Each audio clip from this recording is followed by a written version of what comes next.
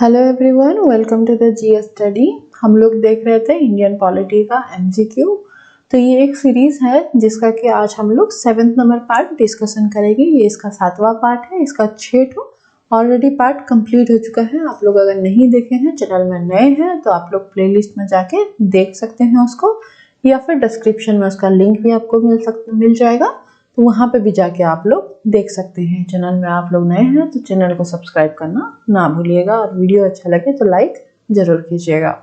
देखते हैं आज का फर्स्ट क्वेश्चन। पहला क्वेश्चन दिया है, Which part of the Indian Constitution deal with its amendment? तो क्वेश्चन में पूछा है कि इंडिया का जो हम लोगों का इंडिया का कॉन्स्टिट्यूशन है, उसका कौन सा पार्ट जो है हमारा कॉन्स्टिट्यूशनल अमेंडमेंट जो होता है उसको डील करता है। ऑप्शन ए में दिया है पार्ट एक्स, ऑप्शन बी में दिया है पार्ट BII, ऑप्शन सी में दिया है पार्ट XII, और डी में दिया है पार्ट XIX। इसका सही उत्तर होगा ऑप्शन ए, जो कि है पार्ट XX। ये हो गया, ये पार्ट डील करता है हम लोगों का जो अमेंडमेंट होता है कॉन्स्टिट्यूशन में, जितना उसको डील करता है। और इसमें एक इम्पोर्टेंट आर्टिकल भी है, याद रखिएगा। हम लोगों का इंडियन कॉन्स्टिट्यूशन का जो आर्टिकल नंबर 368 है, 368 जो आर्टिकल है वो डील करता है हम लोगों का जितना भी कॉन्स्टिट्यूशन का अमेंडमेंट होता है। पार्ट भी याद रखिएगा, और ये जो आर्टिकल है उसको भी याद रखिएगा, वो भी इम्पोर्टेंट है। तो इसका आंसर हो जाएगा ऑप्शन ए। नेक्स्ट हम लोग देखेंगे question number 2। Knew all India service can be initiated in India only if the following makes a recommendation. मतलब पूछा है, ऑप्शन में से दिया गया है कुछ ऑप्शन, इनमें से कौन अगर रिकमेंड करता है तब जाके न्यू ऑल इंडिया सर्विस, हम लोगों का जो ऑल इंडिया सर्विस कौन सा होता है, हम लोगों का जो सिविल सर्विस होता है, जैसे कि IAS हो गया, IPS हो गया, ये सब है ऑल इंडिया सर्विस। तो ये नया, मतलब नया एक जो ऑल इंडिया सर्विस अगर आप लोगों को क्रिएट करना है, एक नया पोस्ट क्रिएट करना है, तो उसको कौन इनिशिएट करने के लिए कौन उसको रिकमेंड करता है, ये पूछा है। ऑप्शन देख लेते हैं हम लोग। ऑप्शन ए में दिया है प्रेसिडेंट, बी में दिया है राज्यसभा, सी में दिया है लोकसभा, और डी में दिया है काउंसिल ऑफ मिनिस्टर। इसका सही आंसर होगा ऑप्शन बी, राज्यसभा। राज्यसभा के पास पावर होता है कि वो इनिशिएट कर सके कि नया कुछ ऑल इंडिया सर्विस अगर क्रिएट करना है, और ये आता है आर्टिकल 312 में, 312। ये भी याद रखिएगा, आर्टिकल भी बहुत इंपॉर्टेंट होता है। 312 आर्टिकल जो है 312, उसमें ही ये सब मेंशन है ऑल इंडिया सर्विस के बारे में। नेक्स्ट हम लोग देखेंगे question number 3। The principle of dyarchy, principle of जो डायरची आया था, was introduced in India by British government through which act. तो प्रिंसिपल ऑफ डायरची जो इंट्रोड्यूस हुआ था इंडिया में, तो ब्रिटिश इंडिया में हुआ था, वो कौन से एक्ट के तहत हुआ था। ऑप्शन ए में देख लेते हैं क्या दिया है। ऑप्शन ए में दिया है इंडियन काउंसिल एक्ट 1861, बी में दिया है इंडियन काउंसिल एक्ट 1892, सी में दिया है इंडियन काउंसिल एक्ट 1909, जिसको कि हम लोग मॉर्ली मिंटो नाम से भी जानते हैं, और डी में दिया है government of India act 1990। Morley Minto जो है, ये वाला जो सी वाला, इसको हम लोगों ने कंप्लीट कर चुका है पूरी अच्छी तरह से इसको। ये काफी इंपॉर्टेंट है। आप लोग अगर इंडियन पॉलिटी या इंडियन हिस्ट्री का आप लोग कंप्लीट कर रहे हैं, उसका कुछ सिलेबस आप लोग कंप्लीट कर रहे हैं, ये काफी इंपॉर्टेंट है। इसमें जो है इलेक्टोरल, सेपरेट इलेक्टोरल वाला कॉन्सेप्ट इंट्रोड्यूस हुआ था। आप लोग अगर नहीं देखें, आप लोग चैनल में जाकर उसको देख सकते हैं। इसका आंसर होगा ऑप्शन डी, जो कि है गवर्नमेंट ऑफ इंडिया 1919 का जो आया था एक्ट गवर्नमेंट ऑफ इंडिया का, उसी में ही प्रिंसिपल ऑफ डायरची इंट्रोड्यूस हुआ था। उसके बाद देखेंगे हम लोग question number 4। Which of the following is incorrect about Indian independent act. इनमें से कौन सा जो दिया गया है स्टेटमेंट चार्ट हो, इनमें से कौन सा इनकरेक्ट है, किसके बारे में, हम लोगों का जो इंडियन इंडिपेंडेंट एक्ट आया था, जो कि 1947 में आया था, 1947 में जब इंडिया आजाद हुआ। तो उसके बारे में देख लेते हैं हम लोग। ऑप्शन में क्या दिया है, कौन सा इनकरेक्ट है।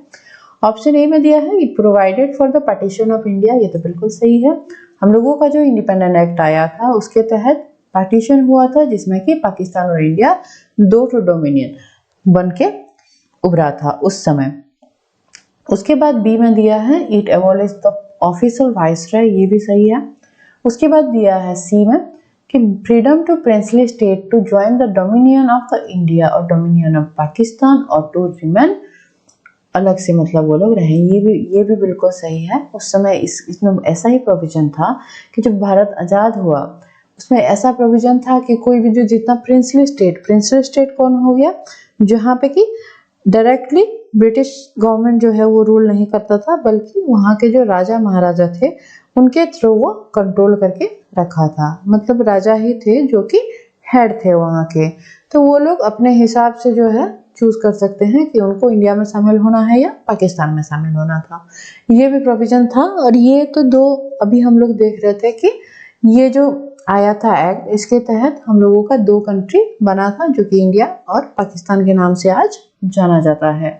उस समय देखिए क्या हुआ था कि जो अभी बांग्लादेश है उस समय उसको ईस्ट पाकिस्तान के नाम से जाना जाता था। जब 1971 में वॉर हुआ था, 1971 में उस समय बांग्लादेश बना था और वो आज़ाद हुआ था, वेस्ट पाकिस्तान बोला जाता था तब। अभी जो हम लोग पाकिस्तान के नाम से जानते हैं, तो ईस्ट पाकिस्तान अलग हो गया, वो आजकल हम लोग उसको बांग्लादेश के नाम से जानते हैं।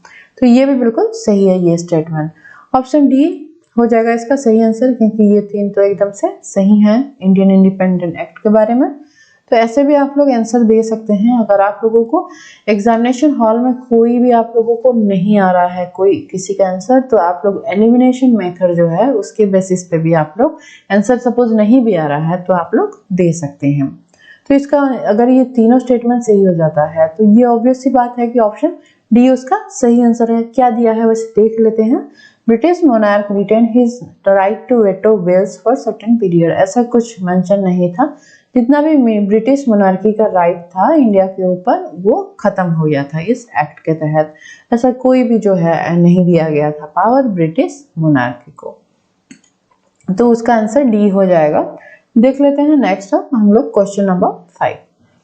Which of the following article prohibits the employment of children in the factory and hazardous industry? कौन सा जो है ऐसा आर्टिकल है जो कि एम्प्लॉयमेंट ऑफ चिल्ड्रन मतलब बच्चों को जो है फैक्ट्री और जितना भी खतरनाक इंडस्ट्रीज हैं वहां पे एम्प्लॉयमेंट इसका प्रोहिबिट करता है यानी रेस्ट्रिक्ट करता है।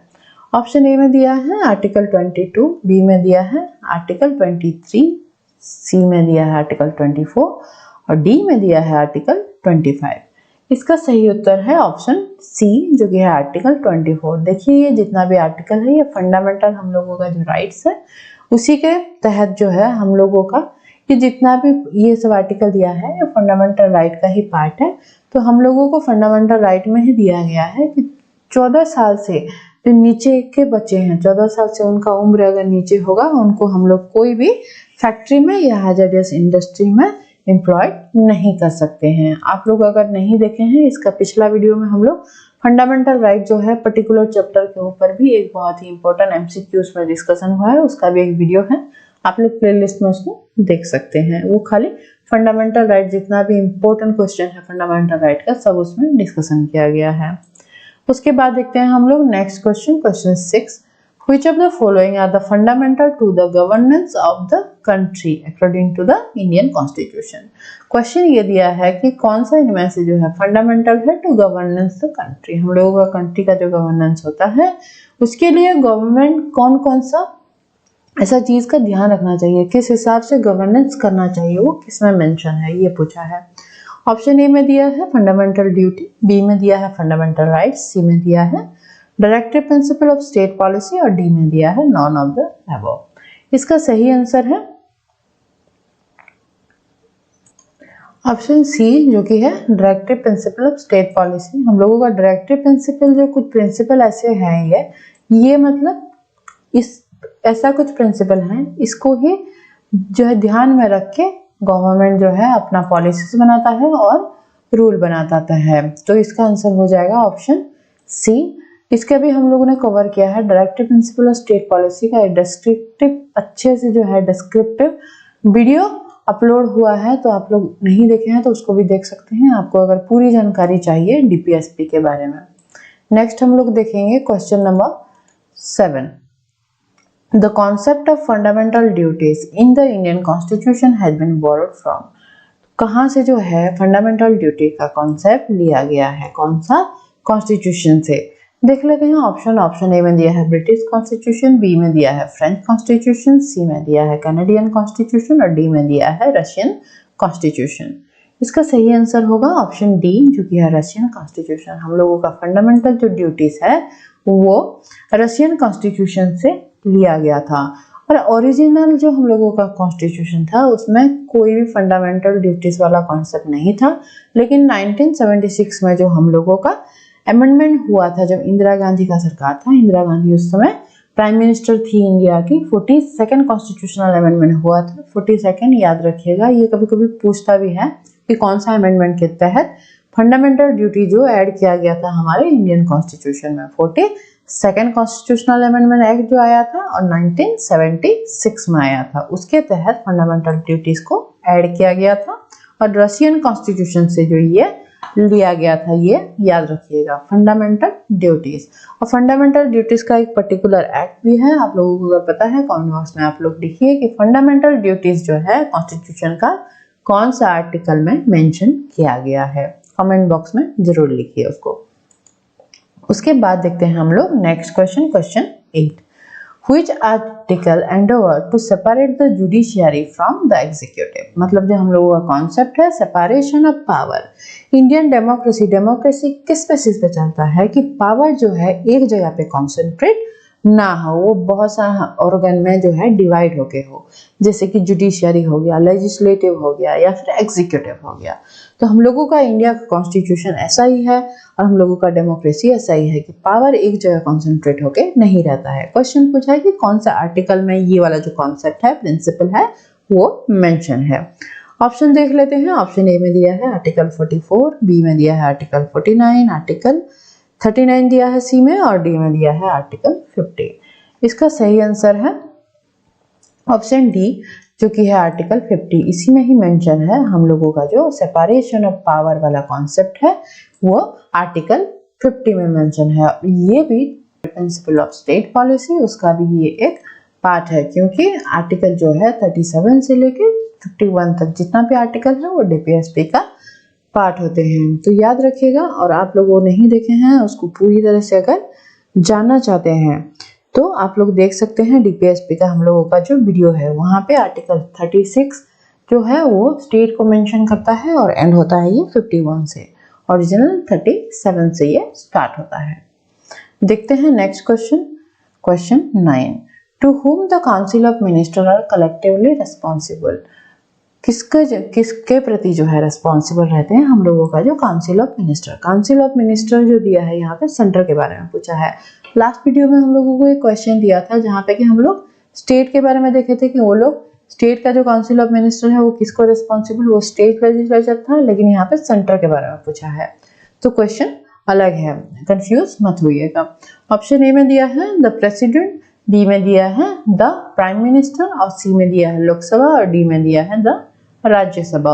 इसका सही आंसर होगा ऑप्शन सी, जो कि है लोकसभा, क्योंकि लोकसभा का जो मेंबर सब होते हैं हम लोग इनको चुनते हैं डायरेक्टली वोट करके। हम लोग जो 5 साल में एक बार सेंटर के लिए वोट करते हैं वो लोकसभा मेंबरशिप के लिए हम लोग वोट करते हैं। तो ये काउंसिल ऑफ मिनिस्टर जो होते हैं वो रेस्पॉन्सिबल होते हैं लोकसभा को, क्योंकि हम लोगों का जो डेमोक्रेसी होता है, डेमोक्रेसी मतलब असली पावर जो है लोगों के पास है।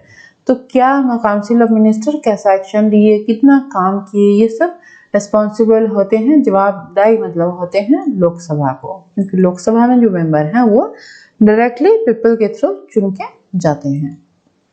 उसके बाद देखेंगे हम लोग question number 10। Which of the following prime minister of India died outside India. कौन सा ऐसे प्राइम मिनिस्टर थे इंडियन हिस्ट्री में, मतलब इंडिया का, कि वो इंडिया के आउटसाइड उनका जो है डेथ हो गया था। ऑप्शन ए में दिया है चरण सिंह, बी में दिया है मोरारजी देसाई, सी में दिया है जवाहरलाल नेहरू और डी दिया है लाल बहादुर शास्त्री। इसका सही आंसर है ऑप्शन डी, जो कि है लाल बहादुर शास्त्री।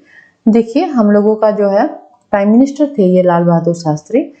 ठीक जवाहरलाल नेहरू के बाद ये बने थे हम लोगों का इंडिया का प्राइम मिनिस्टर। जवाहरलाल नेहरू का जब डेथ हो गया था उसके बाद लाल बहादुर शास्त्री ही बने थे। बीच में 1 या 2 दिन के लिए किसी और को बनाया गया था, लेकिन फुल टाइम लाल बहादुर शास्त्री ही बने थे। और इनका जो है निधन हुआ था ताशकेंट जो उज्बेकिस्तान का जो एक वहाँ का सिटी है, वहाँ पे ही इनका जो है डेथ हो गया था 11 जनवरी 1966 को। याद रखिएगा ताशकेंट में हुआ था। तो ये काफ़ी मतलब एक इवेंट था ऐसा। और ताशकेंट क्यों गए थे वो? ताशकेंट जो हम लोगों का वॉर हुआ था 1965 में, आप लोगों को याद होगा, इंडिया और पाकिस्तान का वॉर हुआ था, तो उसका सेटलमेंट के लिए जो है ये गए थे ताशकेंट, लेकिन वहाँ पे इनका निधन हो गया था। ये आज हम लोगों ने देखा कुछ इंपॉर्टेंट क्वेश्चन पॉलिटी का। और जितना भी आप लोग अगर पिछला वीडियो नहीं देखे हैं तो आप लोग प्लेलिस्ट में या फिर डिस्क्रिप्शन में जो लिंक है वहां से देख सकते हैं। फिर नेक्स्ट पार्ट इसका 8 आएगा, उसमें और कुछ हम लोग बहुत ही महत्वपूर्ण क्वेश्चन डिस्कशन करेंगे। Thank you for watching.